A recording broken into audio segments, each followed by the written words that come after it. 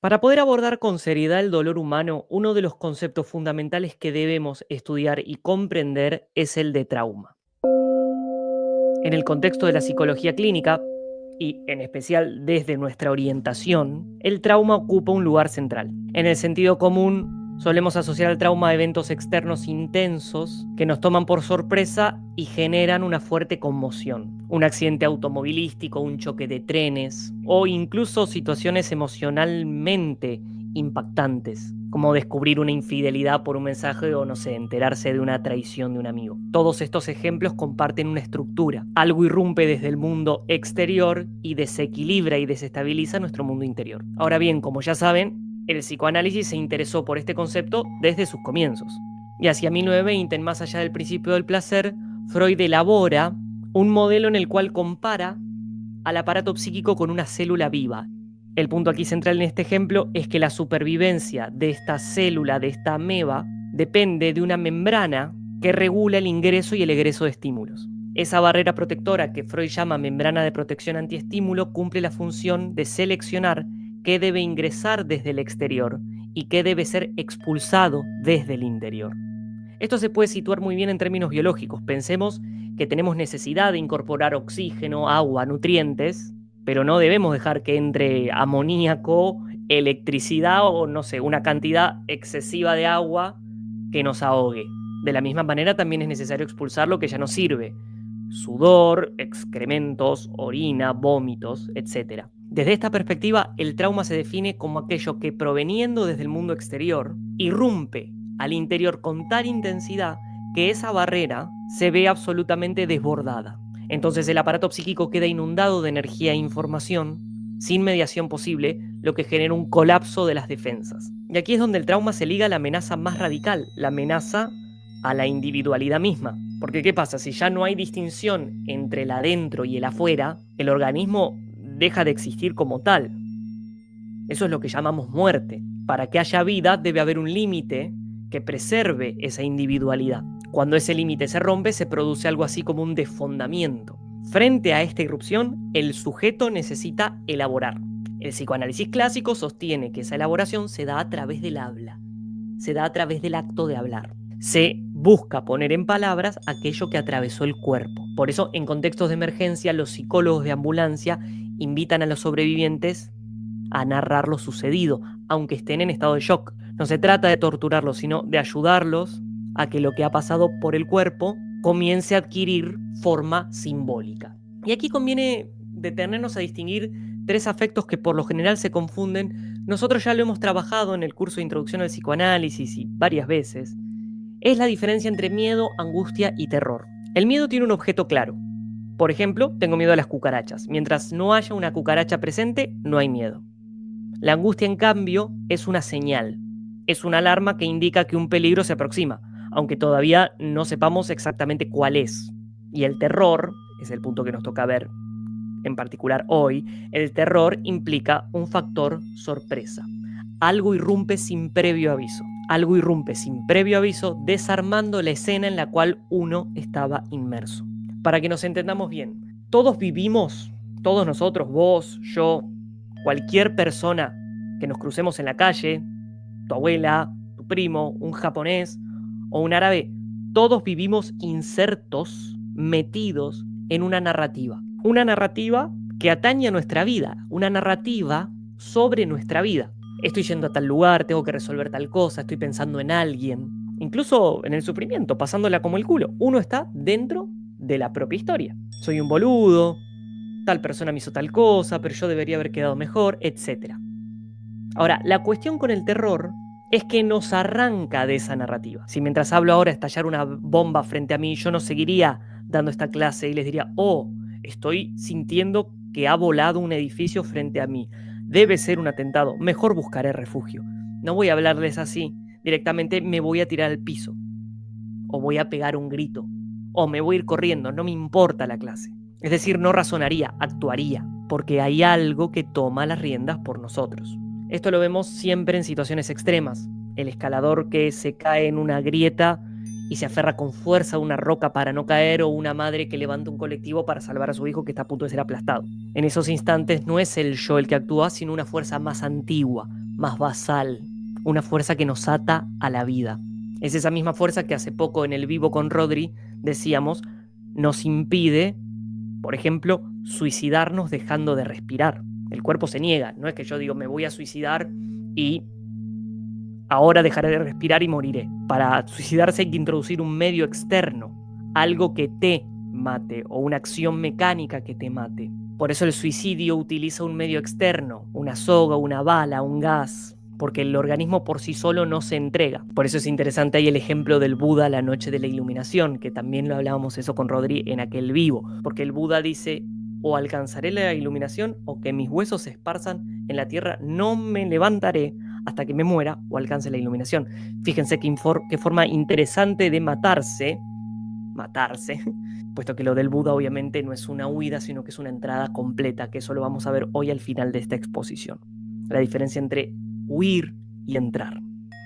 Pero vamos de a poco. El nivel de conmoción del trauma, del terror, lleva a una despersonalización.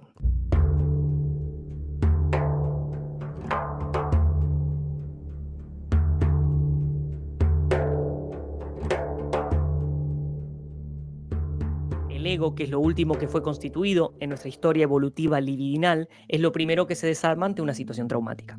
Y esto nos permite dar un paso más para entender bien el concepto de trauma. Hasta ahora hemos hablado de traumas provenientes del mundo exterior. Ahora, ¿qué pasa cuando el peligro no viene de afuera, sino que viene de adentro? ¿Qué pasa cuando lo que amenaza no es algo ajeno, sino algo proveniente de la más absoluta intimidad? Aquí, obvio, es necesario entonces complejizar el modelo. El aparato psíquico no es una esfera cerrada. Se parece más a la figura de un toro, a un toroide, como una dona. Y esa forma implica que hay un exterior no solo en el afuera, sino también en el adentro, como lo ven ahora en pantalla. El mundo interior también puede tornarse amenazante. Y como hay defensa frente a lo externo, también hay defensa frente a lo interno. A eso llamamos represión o defensa psíquica. Porque lo que ocurre es que por momentos en nuestra vida, lo que emerge desde nuestro mundo íntimo es tan potente, tan perturbador, que necesitamos reorganizarnos para no sucumbir. La pubertad es un claro ejemplo. El niño se ve invadido por estímulos provenientes del propio cuerpo que lo transforman radicalmente. Debe dejar de ser un niño, por supuesto, y eso implica pérdida. En el mundo tradicional, como ya saben, estos pasajes eran acompañados por ritos de pasaje. Y estos ritos de pasaje no eran una fiesta banal de cumpleaños con la torta, las velitas o una fiesta de 15 o de 18, sino que eran verdaderos ritos de iniciación que marcaban un umbral entre dos modos de ser en el mundo. Había una transformación del ser interno, acompañada por la estructura simbólica del rito. Y también así como está el trauma del nacimiento, del cual habló Otto Rank, también está el trauma del destete, el trauma del control de esfínteres, el trauma de la adolescencia, el trauma de la muerte de los padres, el trauma de la vejez, etc. La vida está hecha de traumas, de cortes, de pérdidas necesarias para que algo nuevo emerja.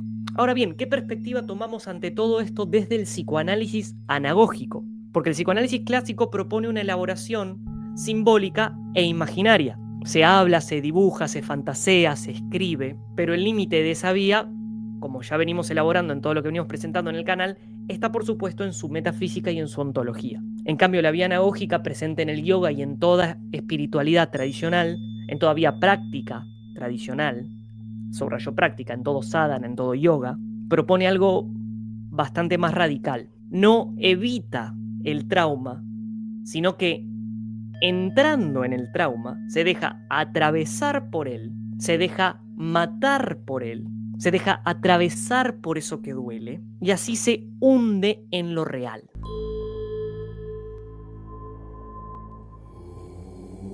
Es lo que Frank Herbert nombró muy bien, Frank Herbert, un gran estudioso de todas las tradiciones, es lo que Frank Herbert nombró muy bien en Dune, en el famoso rezo de las Bene Gesserits, de los personajes Bene Gesserits de Dune. No debo tener miedo, el miedo mata la mente. El miedo es la pequeña muerte que trae la aniquilación total. Enfrentaré mi miedo, le permitiré que pase sobre mí y a través de mí. Y cuando haya pasado, volveré mi ojo interior para ver su camino. Allí por donde pasó ya no quedará nada, solo yo permaneceré. Esto es lo anagógico, comprender que detrás de lo ominoso está lo luminoso, que lo siniestro, el Unheimlich freudiano, no es más que el velo que oculta una transformación esencial. Porque si no hay ego, no hay trauma. Si no hay individuo, no hay amenaza. Y entonces la gran pregunta es, ¿pero podemos habitar lo real o esto es un delirio atómico? ¿De qué se está hablando aquí? ¿Existe un habitar lo real? ¿Existe un entrar en lo real? Porque la crítica que aquí se haría es no, en tanto se trata de una vivencia en la cual una persona entra, ya es la realidad, no es lo real. Bueno, aquí hay una diferencia justamente. Desde esta perspectiva, desde la vía anagógica, sí hay un entrar en lo real. Lo real no es solo lo que desborda y aniquila. Lo real es el uno y el que se deja transformar por el trauma, sin huir, sin negar, sin disociar, puede entrar en un estado de mayor plenitud con esa unidad, semejante a las vivencias que Dante tiene en el purgatorio y finalmente en el paraíso en el tomo 3 de la Divina Comedia. Semejante a las experiencias de plenitud que refieren los grandes yogis, los grandes trabajadores de la práctica espiritual. Trabajadores, subrayo. Como decía Gurdjieff, amo a los que aman trabajar. Hay quienes trabajan y hay quienes no trabajan. Pero volviendo, esta unidad, este uno, que constituye la esencia del real del que estamos hablando, es lo que en todas tradiciones es nombrado por múltiples maneras. La ilaha illallah, no hay más realidad que Dios en el Islam. Panta einai, todo es uno en la tradición griega, no sé si estoy pronunciando bien. Brahma Satyam Yagan Mitya, solo Brahma es real. El mundo es ilusión. Esto proviene de la India. Shema Israel, Adonai Eloheinu, Adonai Echad. Escucha, oh Israel. El Señor es uno, tradición hebrea.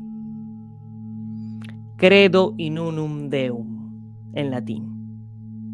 Creo en el Dios uno.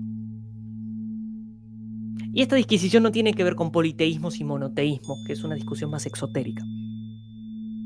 Tiene que ver con la concepción de la vivencia yógica del místico. Tiene que ver con la vivencia yógica, con la erlevnis, con el experienciar de todo aquel que se disponga a trabajar de determinada manera. Y la anagogía justamente afirma que no se supera lo que no te transforma, porque como decimos, con anestesia no hay anástasis, no hay resurrección. Anástasis significa resurrección. Una vez cuando era niño, en el campo de deportes de la escuela, de mi escuela primaria, un fin de semana resulta que nos encontramos una gatita con sus gatitos, con todos sus gatitos bebés. Y estábamos encantados, todos los niños estábamos jugando con los gatos. Al otro fin de semana, recorriendo, caminando por ahí, haciendo fechorías,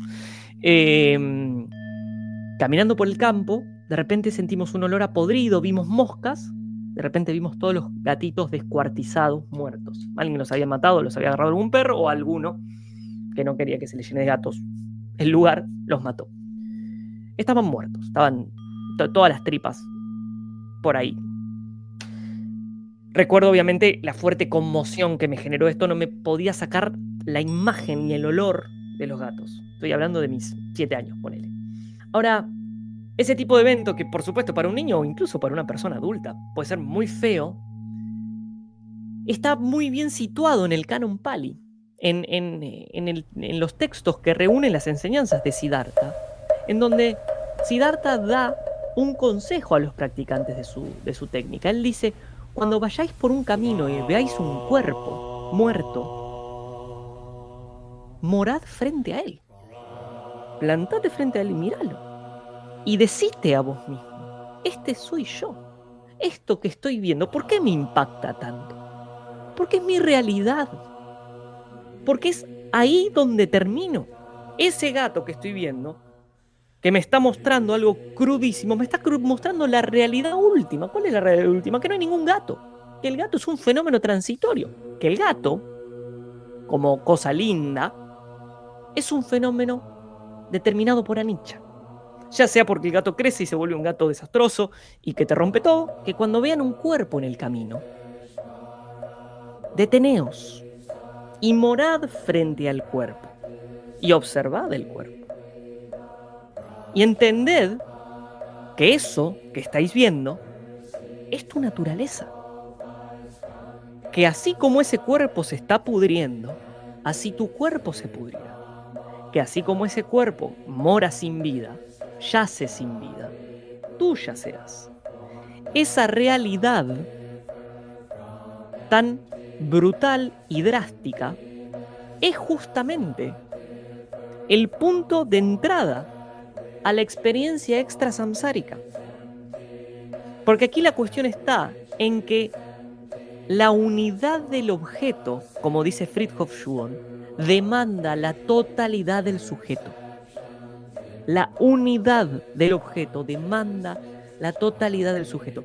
Y es ahí donde la vía anagógica penetra en lo ominoso para encontrarse con lo luminoso, para finalmente devenir en lo numinoso. De omen a lumen y de lumen a numen. De lo ominoso a lo luminoso y de lo luminoso a lo numinoso. Es la realización de otro orden de realidad que está muy bien puesta en esta canción que les voy a compartir en este mismísimo instante. Se trata del poema de las mariposas de Rumi, en esta ocasión puesto en música por Armand Amar para la película Babazi, el sabio sufi. جملگی در حکم سه پروانه‌ایم، در جهان عاشقان افسانه‌ایم.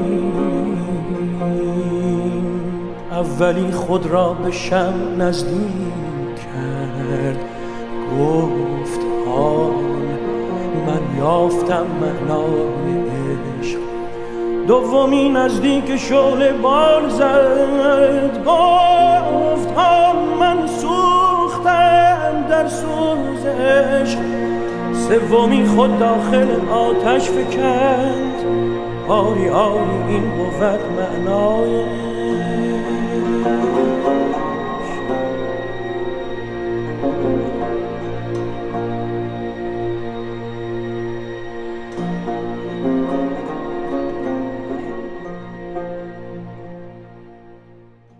Solo la mariposa que se metió de lleno en la llama y se consumió sabe lo que es el amor. Eso es el alfaná, eso es la extinción. En la práctica, la disolución de la estructura del ego, la disolución de la corporeidad, lo que se llama en budismo pali el vanga, el estado de vanga, implica una fusión con estados de ser más plenos. Esa es la vía anagógica. Y el trauma, con su cara siniestra, trae lo real. De ahí el soldado romano que está siendo aniquilado por un enemigo con la espada, y en el punto de estar siendo muerto por él, lo mira a los ojos y le dice: no me engañas, tú también eres Dios. Y esto,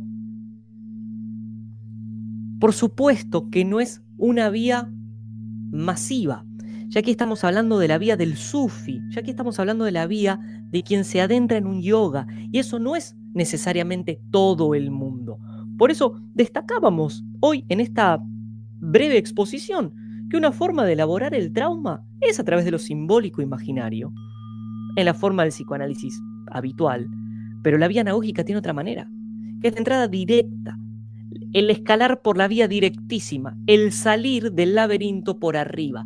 Ahora, ese por arriba requiere el acto más difícil, porque se trata de un aprender el arte de no resistir y de cesar la acción de rechazo y apego desde el budismo, de cesar la reacción, de rechazar las sensaciones que no me gustan y de aferrarme a las que me gustan, de cesar en el avidya, en la ignorancia, para acceder a la realidad más basal, en una concepción, por supuesto, del ser multinivel y multidimensional, como la que manejamos en esta orientación. Es allí, en esa entrada, en esos estados más plenos, donde se produce el éxito de la entrada en el reino de los cielos, o del éxito al cual llama la oración en el Islam, en el llamado a la oración,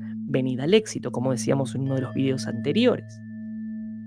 Es ahí donde puede realmente darse una apertura del chakra corazón que implica el pasaje de un humano que se encuentra cerrado a un humano que empieza a viajar y a habitar otra manera lo real. Es lo que en la tradición académica de los últimos años se ha podido ceñir bien por la vía del concepto del chamán. El chamán finalmente no es más que el místico de toda la vida. Un chamán, use psicotrópicos o no use psicotrópicos, es aquel que cura su mundo porque tiene la capacidad de abrirse a una realidad ampliada, sin que esa realidad obviamente lo aniquile, lo vuelva loco, sino que la transforme en cura para su comunidad. Y aquel chamán que además puede hablar de ello, tiene la cualidad ya de un transmisor de no solo cura, sino de la transmisión de una vía comunicable. Ya que estamos con Armand Amar, y espero que YouTube no me tire abajo este video, vamos a ver después si los puedo poner y no me lo baja, escuchemos el poema de los átomos, que también es muy, muy bello, y cerremos con eso.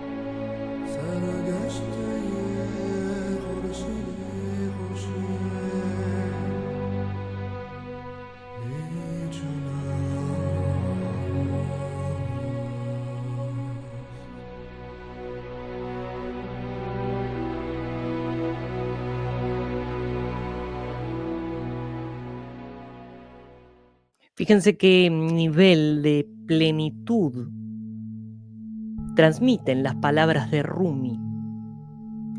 Qué nivel de hinchazón pránica, qué nivel de hinchazón libidinal, qué nivel de llenitud, no sé cómo decirlo, que obviamente está muy ligado a lo que nosotros nombramos como fenómeno Kundalini, como un fenómeno transversal a toda práctica. Y ese nivel de plenitud y ese nivel de llenitud es la vía anagógica. Es porque está atravesado por la vía anagógica. Es porque ha trabajado. Y porque ha trabajado y ha purgado el sankara. Entonces puede ser llenado.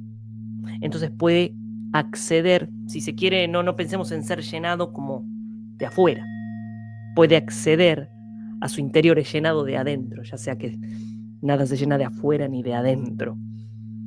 Y recorriéndose el hombre hacia adentro, accede a su deiformidad.